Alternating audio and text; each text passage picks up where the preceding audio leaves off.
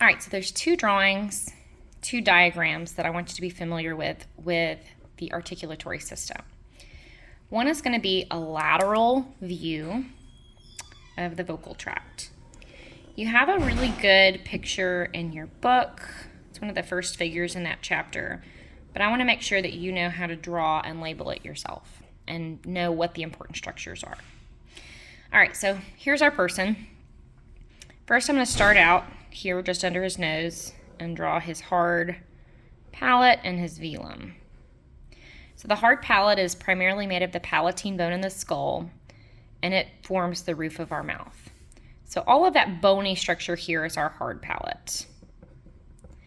Then, and you can actually feel this if you run your tongue along the roof of your mouth, when that bone ends, we have a muscular structure called the soft palate or the velum. Okay, and that makes up the back part of the roof of our mouth.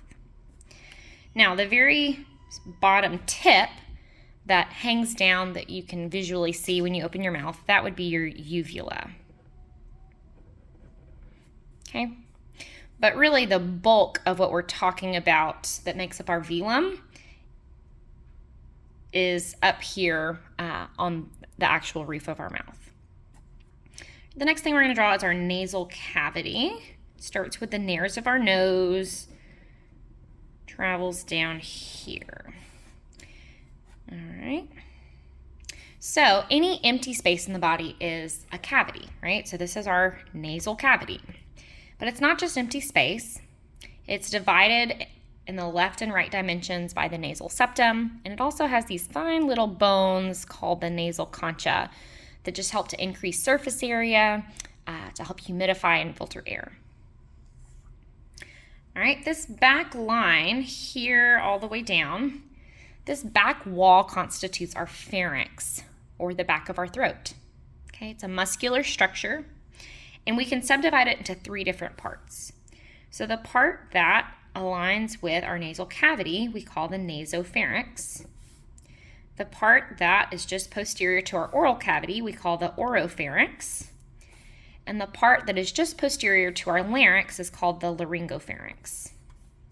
We can only visualize the oropharynx when looking at somebody. We can only see the nasopharynx and the laryngopharynx if somebody gets an endoscope done by an ENT. All right, so our next big marker is going to be that hyoid bone that sits just superior to our larynx. It helps to hold our larynx up, and it helps to give a structure for our tongue to hold on to. So from the hyoid bone, I'm going to draw our tongue. Okay. And then down here, I'm going to draw the bone that makes up our mandible or our lower jaw. All right, so just below this hyoid bone, we're going to have our epiglottis, that flippy floppy trash can that covers our airway. And then we're going to have our larynx and our trachea. Now, oftentimes on charts and models, you'll be able to identify the larynx by this ellipse shape, and that's a way to illustrate the vocal folds themselves. All right, just posterior to the trachea and your larynx is going to be your esophagus. All right, now, this isn't perfectly to scale because normally your esophagus is pressed pretty tightly up against that laryngopharynx. And at rest, your esophagus is this muscular tube, doesn't have anything holding it open. And so at rest, the sides of the esophagus are going to be touching, and they only open when food is passing through. And they're closed at top with this little muscle sphincter. Okay, so we have our mandible, tongue, epiglottis, larynx, trachea. All right. So within our tongue, we have 4 intrinsic and 4 extrinsic muscles. The extrinsic muscles move the tongue around in the oral cavity. The intrinsic muscles change the shape and size of the tongue. So if you stick your tongue out, you're primarily using external muscles. If you roll your tongue, you're primarily using those intrinsic muscles. but we can functionally identify some other parts of the tongue as it relates to speech production.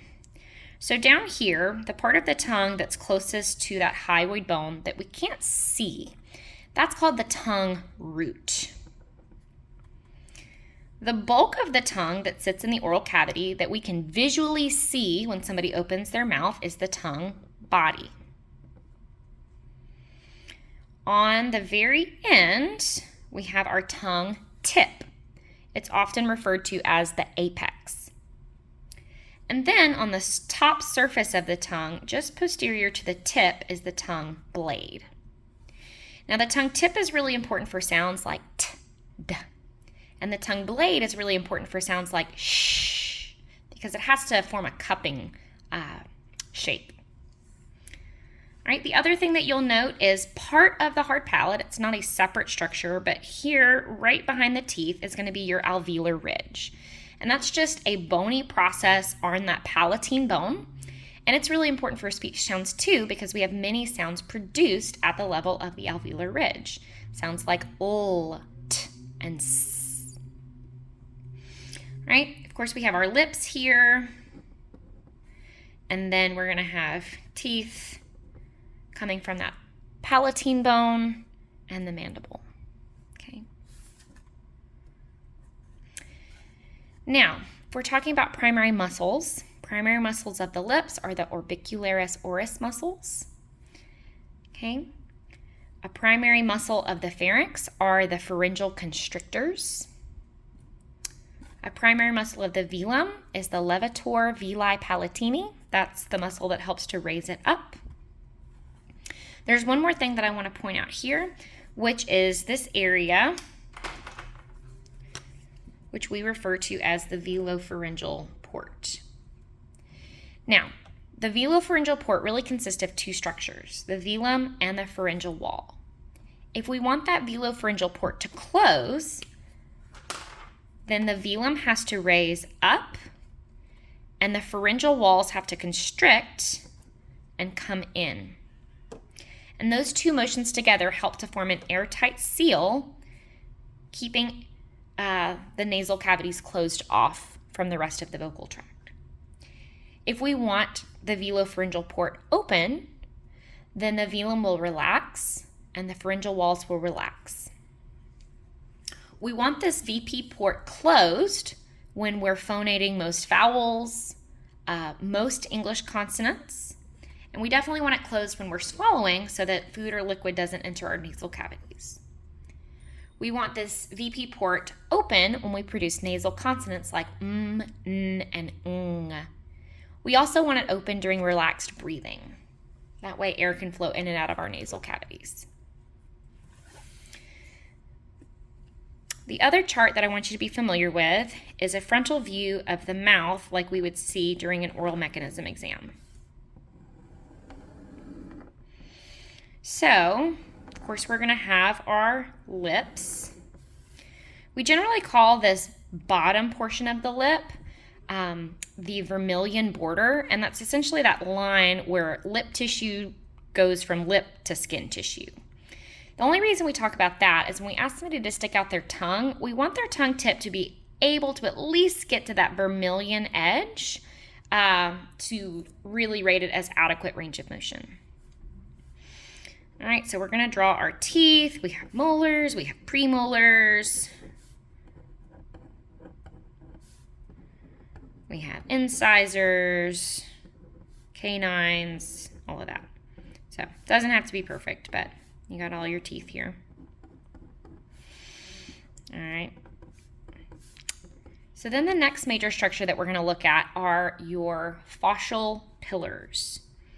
Okay, so you should have anterior fascial pillars and posterior fascial pillars. And these are folds that occur in your mouth, and lying between the anterior and posterior fascial pillars are going to be your palatine tonsils.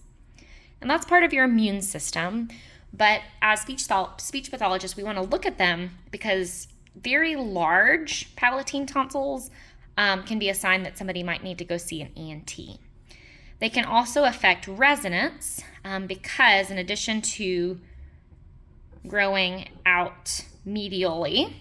They also exist in three-dimensional space, and so they can inhibit the movement of that velum sometimes. All right, down here we have the bottom of the velum and the uvula.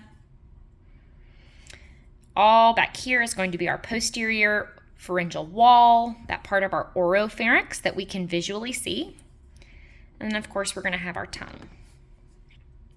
The other two structures that you should be familiar with are going to be your labial frenulum. This is a small piece of tissue that connects at midline from our top and bottom lip to our gum line, and it just helps to keep our lips close to that gum line. There's a lot of individual variation in these labial frenulum.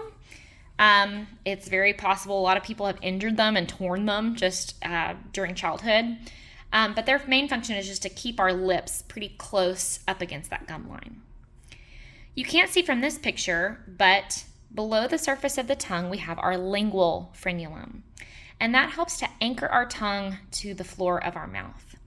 It's not just a piece of tissue. If I'm to draw it down here, and this is my tongue and my floor of mouth, it's not simply just a little tie that keeps the tongue down. It's actually a dynamic part of the floor of our mouth, and it's connected to all of the muscular structures and tissue underneath the tongue. There's a lot of, once again, individual variation in lingual frenulums, but you might have a thick one, you might have a thin one, you might have a very flexible one or a very stiff one. But we don't really care so much about the visual appearance of a frenulum so much as we do the function.